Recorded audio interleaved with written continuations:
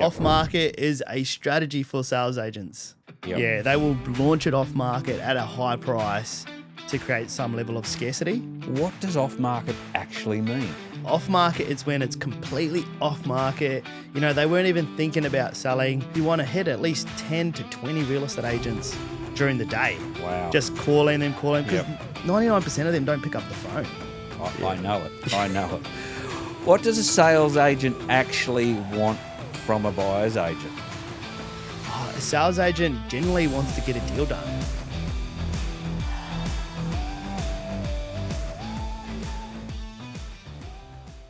Hello and welcome back to another episode of the Bought and Built podcast. I'm here with Nathan Prasad again for episode number 2, and today we're unpacking something that a lot of buyers don't really know a lot about, and that's off-market deals and how buyers agents find them and how they work, what it's all about. So, Nathan, welcome to the podcast.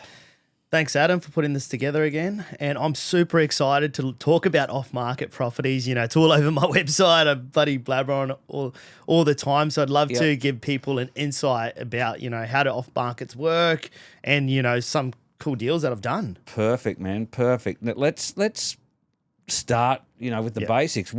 What does off-market actually mean? We've got two. So you've got a pre-market. So this is somebody that's going to market. That's pretty much 90% of what I buy.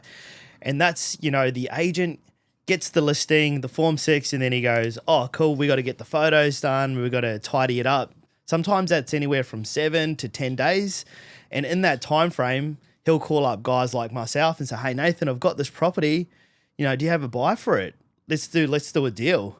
And sometimes they're not even wanting to do a deal, but then, you know, they let me know about it. And by then I get it to the clients, we do the due diligence. I get the offer over to the agent within like 24 hours. And then he's got no other option but to show it to the sellers. And then, you know, the sellers take the offer. Yep. And it's probably not the smartest move from the seller's point of view.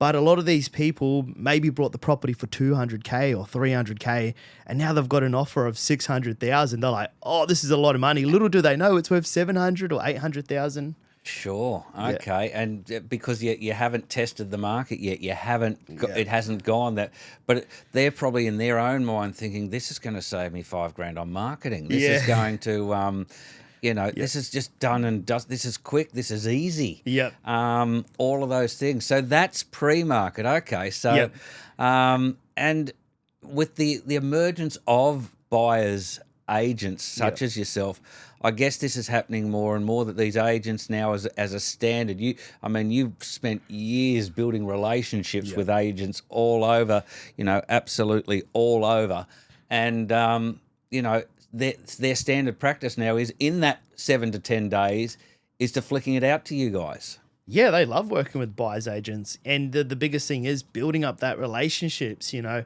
It's not just like, hey, Mr. Agent, what do you have? It's like, hey, how's your week going? How you finding the market? How's business going? And it becomes a bit of like camaraderie. You know, you're talking to the agent, oh, man, it's been a tough week. I'm dealing with this and this. And then that builds the relationship. So then eventually when there is a really good deal, it makes it much easier to massage that deal together, negotiate with the agent, be like, hey, man, like, what's this actually going to get this across the line, and get that information for the off market, but the negotiation too. Yeah, absolutely. And again, I'd love to do a full episode with you on just why agents love dealing with buyers agents and just, you know, how much easier it is for them, how better deals can be done on both sides and the advantages of that. But what does off-market mean then compared to pre-market? Yeah, I didn't actually get into that. So off-market is when it's completely off-market. You know, they weren't even thinking about selling. You know, in the background, a lot of people already know this, but sales agents are there smashing the phones. Like some agents are calling, you know, 20 to 30 people a day asking them if they want to sell. And sometimes when they do that, they'll have someone that says, like, I brought a townhouse last week off an agent. He's a really good sales agent, and he was calling all the townhouses in this complex. And one of the ladies said, yeah, I'll sell it if you got me 700K. And my client had 700 exactly. And we were struggling because these townhouses are selling for about 750 to 770. And then he had no other option. So he called me up and he said, Nathan, I've got someone that wants to sell at 700K. Bring that buyer. He knew if he took it to the market, he'd get 750K, but he still managed to do a deal. It's better than not doing a deal at all. Yep. And again, like we talked about, the convenience, the speed, there are benefits to a seller, beyond maybe what they have to go through in order to go to market and maybe get that little bit more. But as we know, your job is to get the best deal for the buyer. Post-market. Yeah. Talk to me about that compared to deals that happen pre and off. So I've been operating in momentum markets, so a lot of listings don't get pulled off the market, but there is an aspect. You can go into RP data, you can start to search for properties that have been withdrawn and start to target those owners. But honestly, I've never really brought a post-market property. So really, it really is all about that opportunity in that off and pre. You say that your off-market opportunities, do you ever, as a buyer's agent, get them directly, or do they always still come from sellers, from selling agents? Always comes from selling agents. Yep. You don't really want, I get people that are wanting to sell their property and they call me directly. I know they're not the people that I want to work with, because a sales agent, you actually want a sales agent in the deal, because if there wasn't a sales agent, there wouldn't actually be a deal. The sales agent actually brings the sellers down to reality. You know what I mean? Yeah. So you want a sales agent to talk to, because they got to go do the hard job and convince the seller to take the offer. Sure. All right, let's get to the boring truth here, okay? How does this actually work? Walk me through a real example.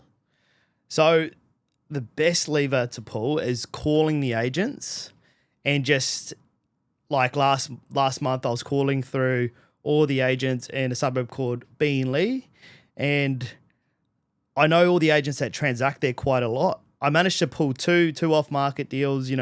One was in Eden's Landing, a 3-bed, 1-bath for $810,000. And it was worth $880,000.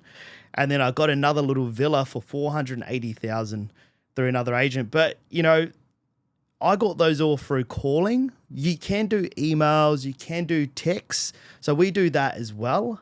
But I'd have to say the best way to get off markets is actually just calling the real estate agents. Okay. How many calls, how many inspections lead to an off-market opportunity? Because a lot of buyers probably don't realise just how much time and effort goes into this to getting them that deal. Oh, yeah. You could be sending emails out to thousands of real estate agents. Then on the background, you're answering all those calls, and they're trying to sell you stuff that are overpriced. So you're taking all those calls as well, and you got to sort through them. And then sort through all of them. And then on top of all of that, you want to hit at least 10 to 20 real estate agents during the day. Wow. Just calling them, because 99% of them don't pick up the phone. Yep. No, I know it. I know it. What does a sales agent actually want from a buyer's agent? Oh, a sales agent generally wants to get a deal done. Yep. They've got a seller that wants to sell the property. They've got the seller's expectations. Once you understand those price points, if you can do a deal. Yep. If the seller wants friggin' $800,000 for a, 700K property, you're like, okay, we'll move that to the side. Yep. But it's just a numbers game. Yep. You call another agent, he goes, oh, I've got the seller that wants 700K for, I've got one yesterday for 750K. The place is worth 820K. Now we're actually working through doing the due diligence on that. Yeah. Because I having spoken to a lot of, and I do a podcast with a lot of selling agents as well. We have done episodes on why they love dealing with you guys, and I guess a lot of the time I hear from them, it's what they love about having someone who has engaged a buyer's agent is that you've got pre-qualified buyers. They're not tire kickers. You get fast feedback. 24 hours. There are no counters. You don't waste their time. You're experienced, so other people aren't. So there is a lot of time wasting while they're actually educating a buyer on whether it be the process or anything. So, contracts go in cleanly. And they build long-term relationships with you. It's not just transactional one-off. So these are all the reasons that I think a lot of people don't understand the value of having a buyer's agent from the seller's agent's perspective.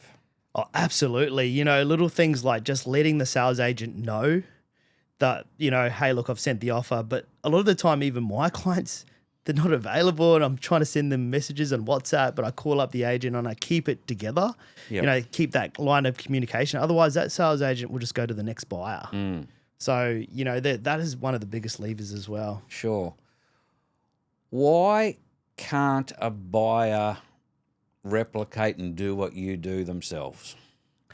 Oh, it's very time consuming. Like a lot of people work jobs from 9 to 5. Like any buyer can do it, but I've done it over 260 times, and now I've got a really good like system on how I do it, and it's really tedious. You know, you got to call agents, then you got to work out which options are good. You got to sit on the phone with the real estate agents while they talk to you about bad deals.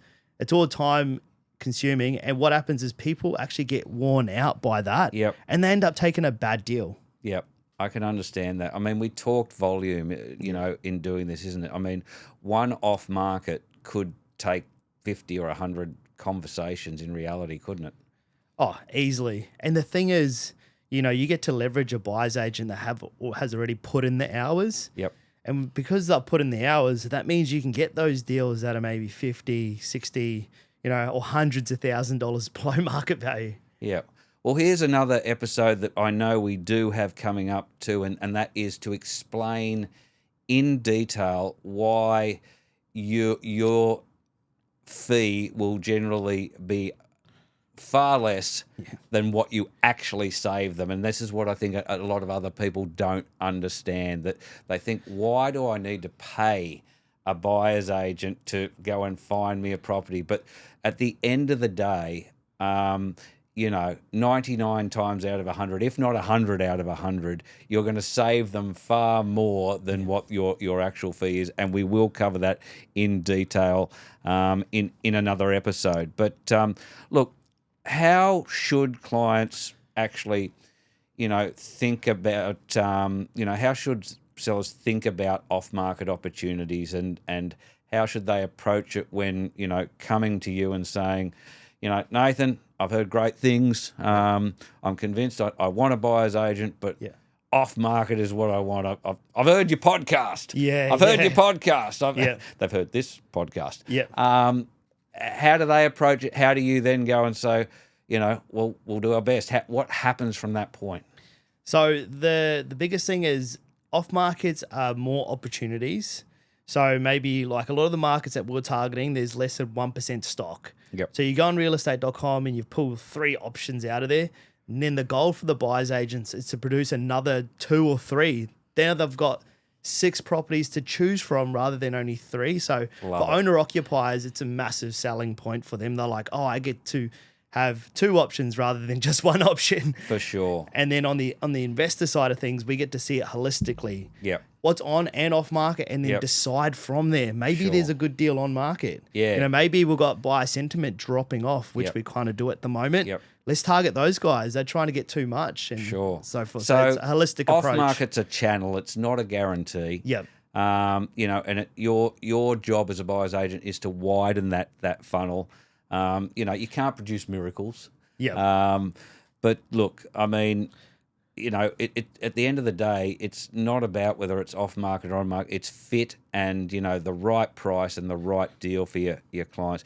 When maybe isn't off market the right call?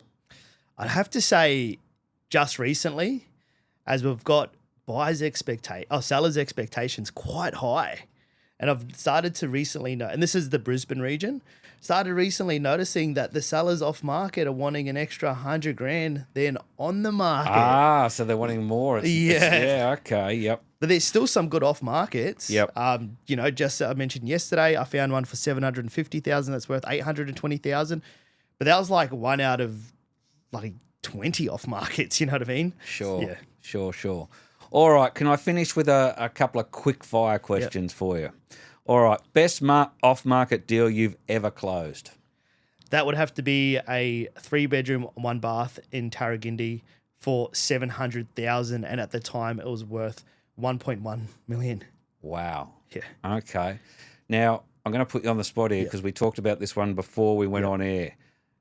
2 blocks of units in the same street. Yep. So that was within a couple of months of each other, correct? Yep, correct. So the first off market, I got a block of units in Greenslopes. We brought it for $1.4 million for the client.